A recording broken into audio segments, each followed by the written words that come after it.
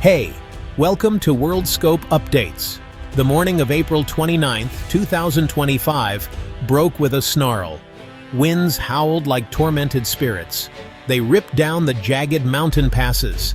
They churned the waters of Cook Inlet into a gray, frothing chaos. Snow, heavy and wet, did not fall. It flew sideways, a blinding curtain. Visibility was a cruel joke. It shrank to mere feet, then to inches.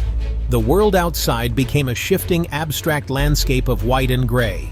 This was a late spring storm, but it carried the brutal heart of an Alaskan winter. The air crackled with an unseen energy. It was thick with the promise of danger. Old-timers in Seldovia and Homer looked to the skies. They shook their heads. They knew this kind of weather. It was a day to stay put. A day to keep the boats tied fast. A day to keep planes on the ground. The radio crackled with warnings. Small craft advisories, aviation alerts. The messages were clear. The weather was not just bad. It was treacherous.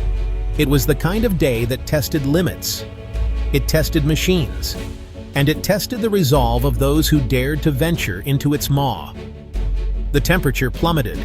The wind chill drove the cold deep into bones. Each gust seemed stronger than the last. It carried the raw, untamed power of the Alaskan wilderness. Nanwalek is a place defined by its remoteness. It clings to a small cove. Mountains rise steeply behind it. The turbulent waters of the inlet stretch out before it. There are no roads leading to Nanwalek. There are no roads leading out. For centuries, the Alutiiq Sugpiaq people have called this place home.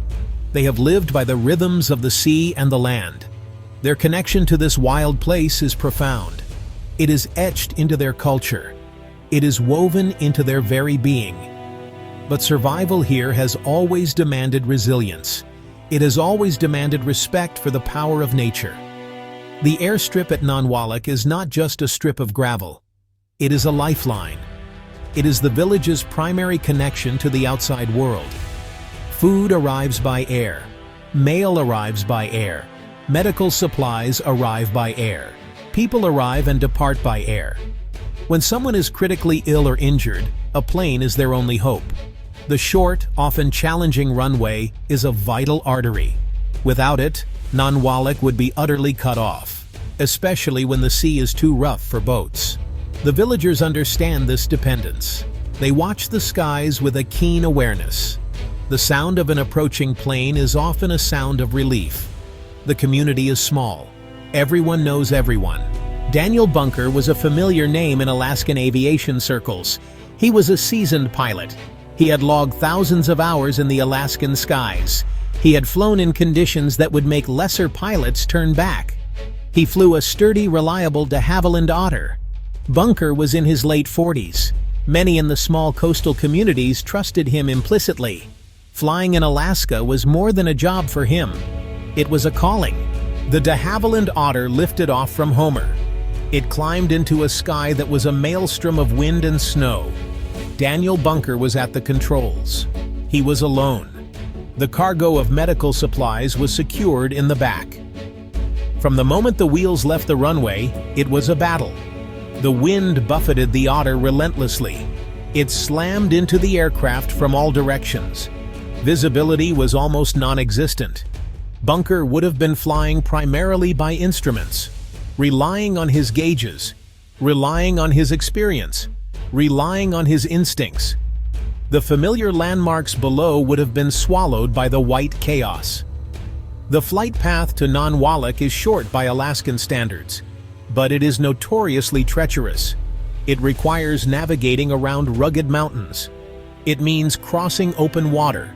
In good weather, it is a scenic journey. In a storm like this, it was a terrifying gauntlet. Bunker would have fought to maintain altitude. He would have fought to stay on course. The turbulence would have been severe, the kind that rattles your teeth, the kind that strains every rivet in the aircraft. He would have been constantly adjusting, constantly fighting. His focus would have been absolute, his concentration unbreakable. The final moments of the flight were horrifyingly brief. As Daniel Bunker wrestled the Otter through the blinding snow, Attempting to line up with Nanwalek's airstrip, something went terribly wrong. Perhaps it was a sudden violent downdraft. Perhaps a momentary spatial disorientation in the whiteout. Perhaps a mechanical issue exacerbated by the extreme conditions. The exact sequence of events in those last seconds may never be fully known, but the outcome was tragically clear. The plane, so close to its destination, faltered. It dropped from the turbulent sky. The crash was not unwitnessed. In an age of ubiquitous technology, even in remote Nanwalek, a security camera mounted on a village building captured the final dreadful seconds. The footage was grainy. It was buffeted by wind and snow, but it was undeniable. It showed the dark shape of the otter emerging from the white fury. It was too low. Its wings were struggling for lift. Then a sickening lurch, a desperate, futile attempt to regain control. And then the impact, a bloom of snow and debris, followed by an awful sudden stillness. The camera continued to record the swirling snow, oblivious to the tragedy it had just documented. This verified footage became a crucial piece of evidence. It was a silent, unblinking witness. The news of the crash spread through Nanwalek like the biting wind. The sight that greeted them was one of utter devastation. The silence that followed the initial shock was profound. Daniel Bunker was a known figure, a vital link to the world beyond. His loss was felt personally by many in the tight-knit community. Nanwalek was truly alone with its sorrow. The villagers gathered. They shared stories of Bunker, but the loss was a fresh wound. Aviation in Alaska is unlike anywhere else on Earth. It is not a luxury, it is a necessity. For much of the vast state, there are no roads, no railways. The airplane is the equivalent of the pickup truck, the school bus, the ambulance. It connects remote communities. It allows access to some of the most breathtaking and unforgiving wilderness on the planet. Alaska's history is inextricably linked with the history of flight. They opened up the state. But this reliance comes with inherent risks. The weather can change with terrifying speed. Mountainous terrain presents constant challenges. The consequences of a mistake can be catastrophic. The statistics tell a sobering story. Every pilot who flies in Alaska understands these risks. In the aftermath of the Nanwalek crash, the National Transportation Safety Board, or NTSB, launched a full investigation. This is standard procedure for any aviation accident in the United States. Their mandate is clear: to determine the probable cause of the accident and to issue safety recommendations to prevent similar tragedies from happening again. An NTSB GO team was dispatched to Alaska. They faced the immediate challenge of accessing the remote crash site.